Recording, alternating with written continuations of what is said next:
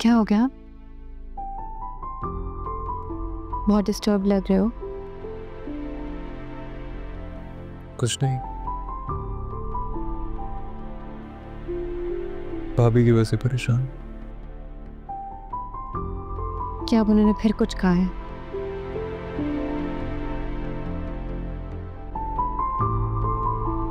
इतना सब कुछ होने के बाद मुझे समझ नहीं आ रही उनके साथ कैसे रिएक्ट करूं।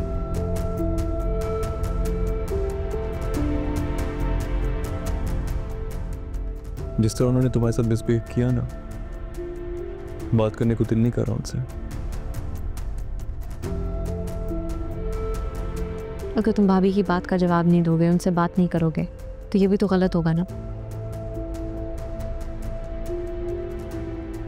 और अगर उन्होंने ये बात शिकायती अंदाज में असद भाई को बता दी, तो क्या तुम असद भाई से नाराजगी अफोर्ड कर सकते हो? बिल्कुल भी नहीं। भाई की नाराजगी मैं कभी बर्दाश्त नहीं कर सकता। तो फिर भाभी को बर्दाश्त करना होगा। मैं नहीं चाहती तुम भाइयों में किसी की वजह से भी कोई फर्क आए। ईशल, मैं भी ये नहीं चाहता। तो फिर उसी तरह रहो भाभी के साथ जैसे पहले रहते आए हो।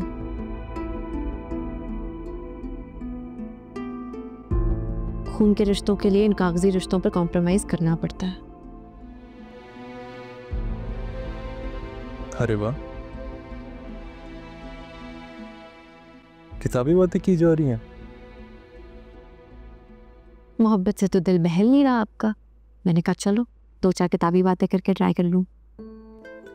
वैसे ना, चांद को तोड़कर लाने की मिसाल कायम नहीं होनी चाहिए थी।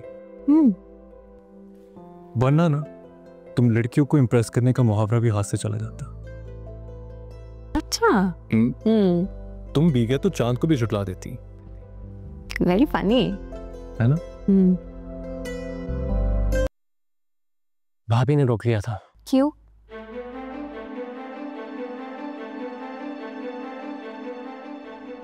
उन्हें लगता है कि मैं उनसे नाराज हूं। तो नहीं हूं। ना, ऑनेस्टली मैं उनसे नाराज नहीं हूं।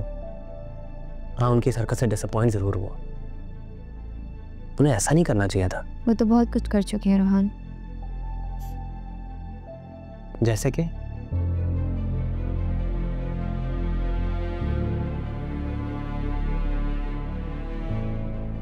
मेरा मतलब है कि वो पहले दिन से ईशल भाभी को टफ टाइम दे रही हूँ, ऐसा मुझे महसूस होता है। तो मुझे भी ऐसा ही लगने लगा है। और आशिफ भाई को तो आई थिंक यकीन हो गया।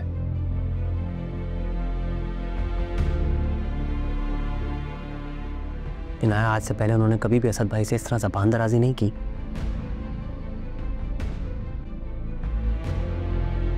सच पूछो तो मुझे अच्छा लगा है, क्योंकि मियाँ बीवी का रिश्ता यही होता है।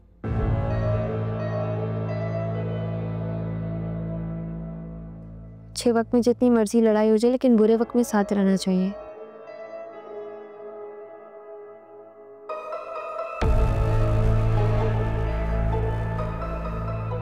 क्योंकि अगर अच्छे वक्त में मोहब्बत ना हो और बुरे वक्त में साथ ना हो,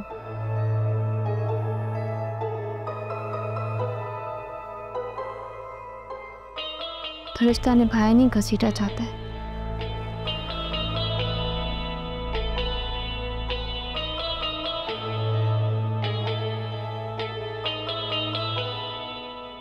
तुम फिक्र मत करो।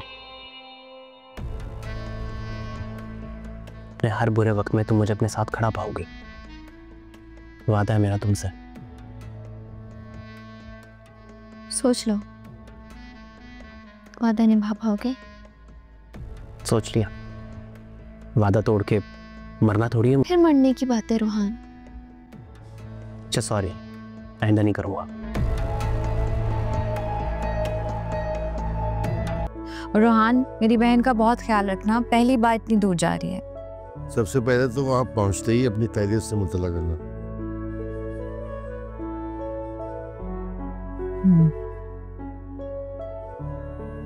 और खबरदार, जो इनाया को एक लम्हे के लिए भी अकेला छोड़ा,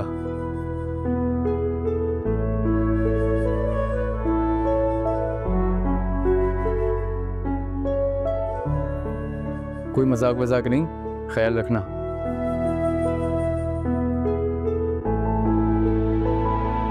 आप लोग एक काम करें ना, ये सारी इंस्ट्रक्शन मुझे कागज पे लिख के दे दें, मैं वही फॉलो करता रहूंगा। उससे बुरी बात नहीं है, ऐसा कर सकते हैं हम लोग। वैसे रोहान अभी प्रैक्टिकल वाइफ के साथ जा रहे हो, वैसे तो मुझे पूरा यकीन है कि यही ख्याल रखेगी तुम्हारा, लेकिन फिर भी तुम भी थोड़ी बहुत कोशिश कर लेना। जी भाई, ट्रस्ट मी, बिल्कुल खैर खैरियत से लेकर आऊंगा आपकी साली को वापस। चलो अब ड्रामा हो गया हो तो चले, चचा से भी मिलना है।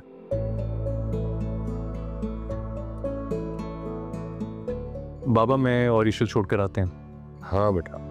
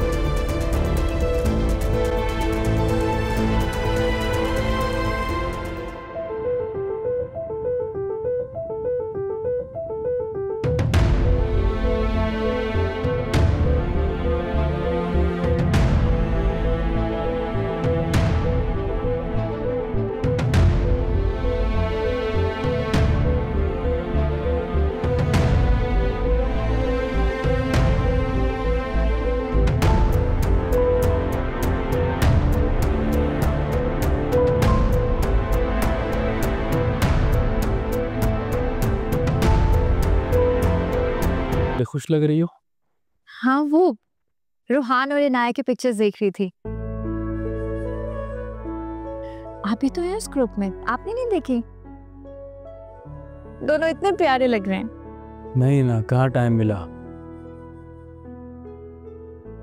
पहले वजाद अंकल से मिलने चला गया था, फिर चाचू को छोड़ने जाना था।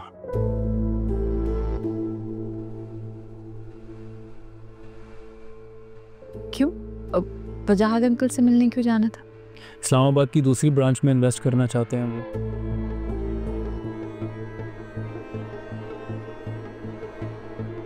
कोई जरूरत नहीं ऐसा करने की।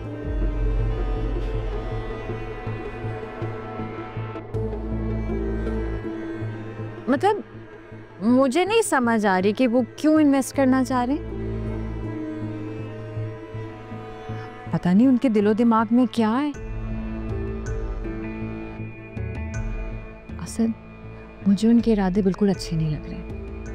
आप जो भी फैसला करेंगे सोच समझ के करेंगे। उनकी बीवी जिस तरह से हमारी बेइज्जती करके गई थी वो तो आप देख ही चुके हैं।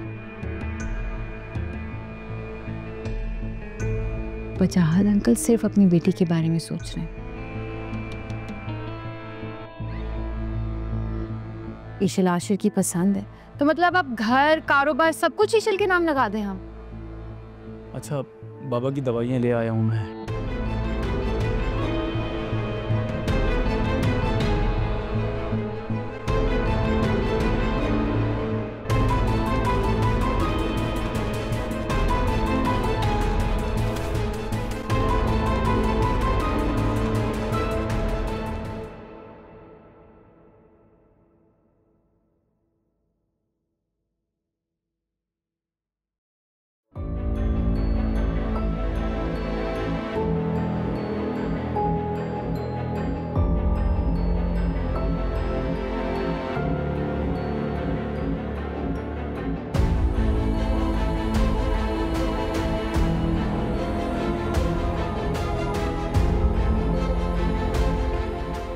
जी।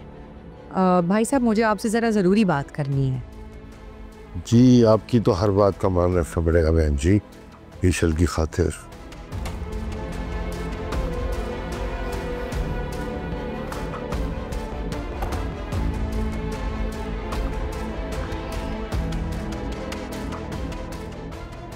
कितनी सारी कॉल्स। अब भाई साहब प्लीज, मुझे ना अब आपकी इन बातों पर बिल्कुल भी यकीन नहीं रहा। मुझे बहुत अच्छे तरीके से पता है कि मेरी बेटी आपके घर में किस तरह से जिंदगी गुजार रही है। नहीं नहीं बहन जी, ऐसी कोई बात नहीं है। देखिए आप भी समझती हैं कि छोटी मोटी बातें तो हर घरों के अंदर ही होती हैं, और फिर आयजा को अपने किए पे बहुत शर्मिंदगी है। किए पे क्या मतलब? दरअसल उसकी तबीयत कुछ ठीक रहती नहीं है ना, तो बेख्तियारी में उसका हाथ उठ गया। What? आयजा ने मेरी बेटी पर हाथ उठाया है?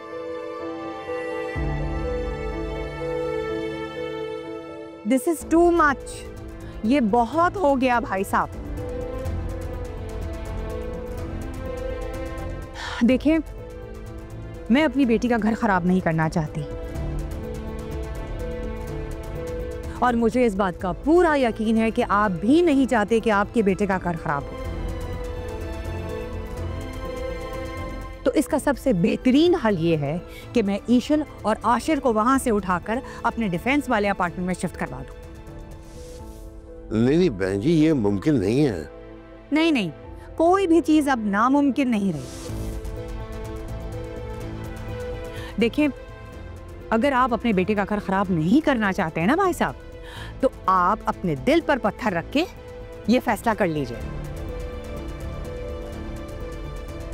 वरना मैं खुद आशिर से बात करूंगी।